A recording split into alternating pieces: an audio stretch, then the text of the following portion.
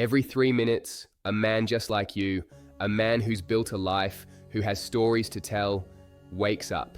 It's not a gentle awakening, it's an urgent call, a forced interruption, and with it, precious hours of restorative sleep are lost.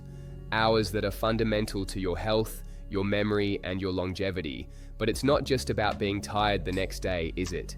It's the frustration, the feeling that your own body is betraying you. It's the silent fear that each one of these trips to the bathroom during the night is slowly sabotaging your quality of life, putting your independence at risk. But what if I told you it's not your age's fault? What if the cause is hidden in 5 habits? 5 nightly rituals you perform every day, thinking they're harmless? In this video, I'm going to give you the map to take back control of your nights. I'm going to show you the 5 true culprits that most men ignore. And the fifth one is the most surprising of all. Before we reveal the first secret, do one thing for me and for this community we're building. Hit that like button so this message can reach more men who need it. And comment below, how many times a night do you have to get up to use the bathroom? Once? 3 times? 5? Don't be ashamed. I want to read every single answer because today we start changing that number together. First habit, cut out liquids. 3 hours before bed. Let's dive into the first major habit, and this is one of the most confusing ones. The myth that many men religiously follow is to simply cut off their water intake a few hours before bed. You feel disciplined, you put the glass aside, but still, in the middle of the night, your sleep is brutally interrupted by that urgent need. Frustration knocks on the bathroom door right along with you, because in your mind, you did everything right. But did you, really? Here's the truth that changes the game. Your kidneys, that incredible filtering machine, they don't read labels. To them, liquid is liquid. The truth that science and my experience with thousands of patients have taught me is that the problem isn't just the water, but the total volume of liquids before bed. This includes that warm soup that seems so comforting, that juicy slice of melon or orange for dessert, and even that cup of chamomile tea you believed was your ally for relaxation. To your system, all of this is raw material that forces the kidney factory to keep operating on the graveyard shift. I remember Arthur, a 68-year-old retired accountant who was at his breaking point. He was getting up 5 times a night to urinate. He swore he didn't drink any water, but his dinner always included a vegetable soup. To him, it was food. To his kidneys, it was night work. The action: establish a strict curfew for all liquids, 3 hours before you go to bed. This includes soups, fruits with high water content, and teas.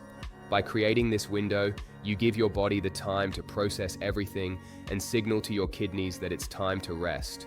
With this simple change, Arthur reduced his bathroom trips from 5 to just 1.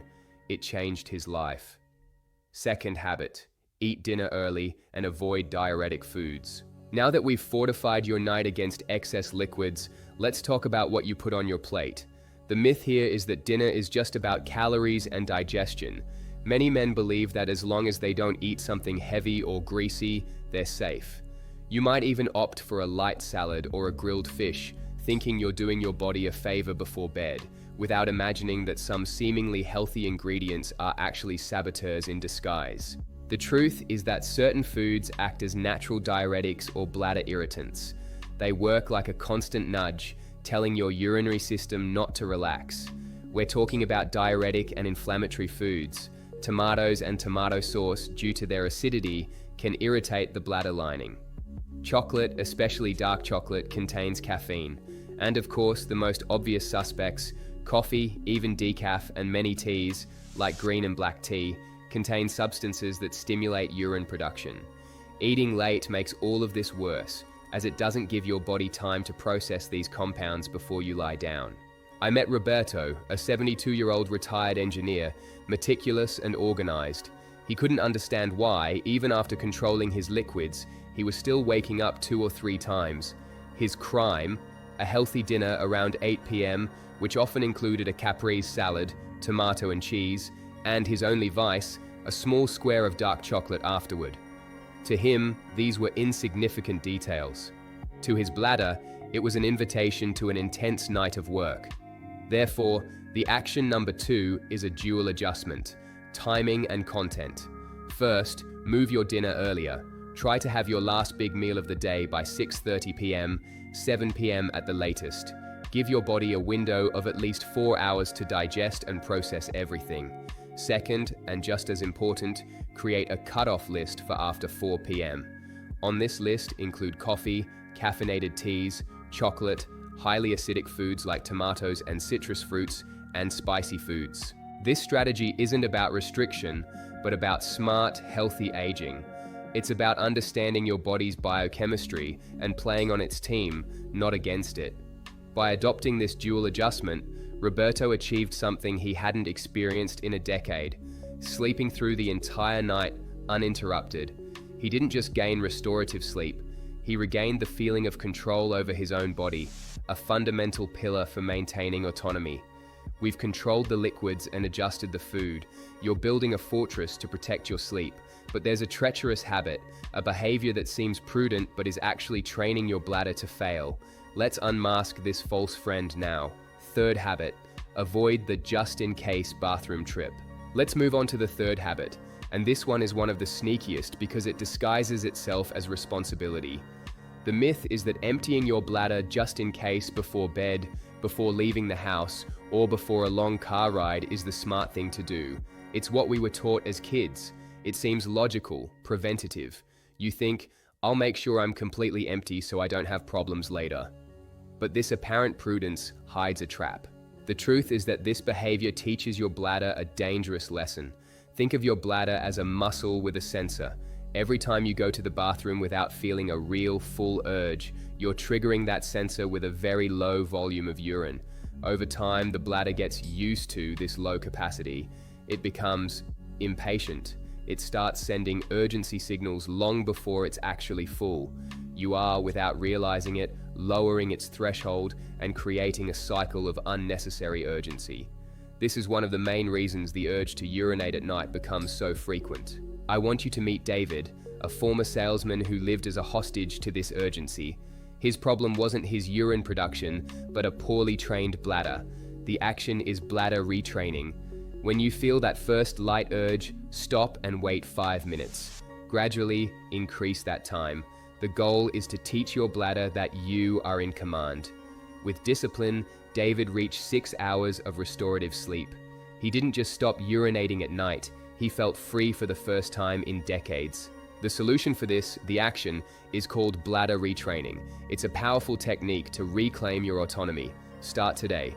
When you feel the first light urge to urinate, don't run to the bathroom. Stop, take a deep breath, wait 5 minutes. Distract yourself. Most of the time, the urge will pass or lessen.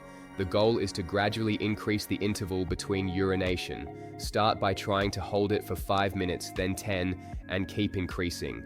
The goal is to teach your bladder that IT is not in charge. You are. This process requires patience, but it's transformative. It's not about suffering, but about re-educating. David, with discipline, began to extend his intervals. First, he managed to sleep for 3 hours straight, then 4, until he hit the 6-hour mark of restorative sleep, something he had considered impossible. He didn't just stop urinating at night, he broke the mental chains that held him captive. He felt free for the first time in decades. You're learning to manage what goes into your body and to re-educate your bladder. But what about when you finally lie down in bed? The way you position your body can be the difference between a night of peace and a night of bathroom trips. Let's adjust your posture for success. Fourth habit, sleep in the right position. We've arrived at the fourth habit, a mechanical physical change with profound biochemical consequences. The myth is that sleep is a passive act.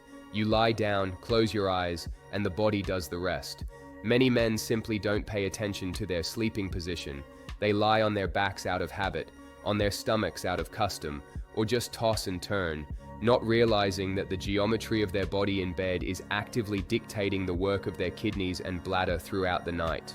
The scientific truth is that your sleeping position has a direct impact on your blood circulation and the pressure on your internal organs. When you sleep on your back, the fluid that has accumulated in your legs during the day, a common effect of gravity, especially as the years go by, has an easier path to be reabsorbed into your bloodstream. Your kidneys sense this increase in fluid volume and think, time to work, resulting in more urine production exactly when you want it least. Sleeping on your stomach, on the other hand, can put direct pressure on the bladder. The story of Frank is a perfect example. A 75-year-old ex-military man, disciplined and strong, but he suffered from nocturia. He always slept on his back, at attention, as he used to joke. He thought it was the most correct posture. What he didn't know was that his correct posture was facilitating the venous return from his legs and overloading his kidneys during the night, a key factor in having to urinate repeatedly at night. So, the action here is simple yet powerful. Adopt a side sleeping position, preferably on your left side, which also aids digestion. And here's the master stroke. Place a firm pillow between your knees and ankles. This isn't just a whim for comfort.